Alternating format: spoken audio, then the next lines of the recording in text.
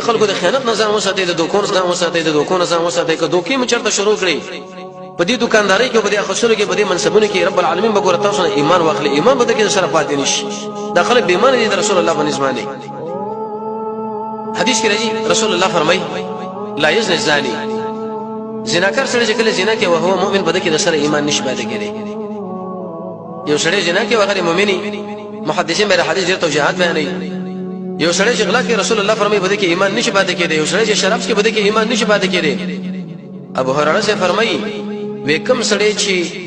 یو قیمتي مال چې خلک هغه د خپل سترګې او نظر ورشتي هغه ډاکه کې غلای کې وې د انسان کې سره ایمان نشي پاتې کېږي لکه اوس اختطاف د چا گاډي تختول او د چا بچی تختول د چا ورونو لرونه او دغه په مقابل کې به ایمان طلب کول رسول الله فرمایي چې بده شي انسانانو کې بر سره ایمان بالکل نه دا څه کمال نه دی بلکې دا تاوان دی د ایمان سره مخامخ کړي د زوال سره او به دا خبره وکړه چې په تاسو کې یو کس ګوره خیانت نه کوي چې د ایمان پاتې شي ځان وساتئ ایاکم و ایاکم ای خلکو د خیانت نظام وساتئ د دوکون نظام وساتئ د دوکون نظام وساتئ که دوکې مچرته شروع کړي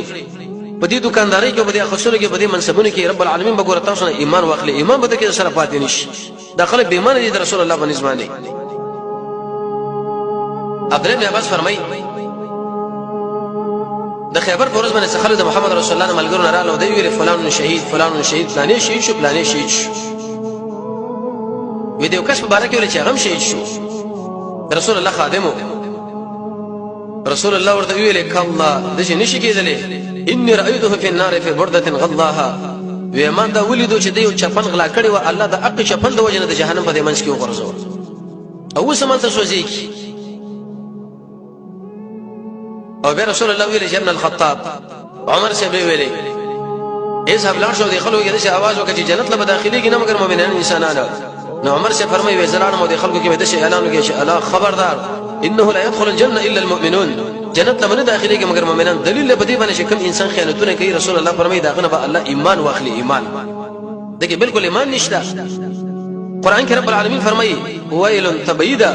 للمتففين دا من اق انسان چې په دې سودا کې کمی او زیاتې کې پدرنده اخلي او پښپکه باندې خرڅي خراب مال هغه د کلم په لخنم باندې خرڅي د انسانان رب العالمین فرمایي چې الله دې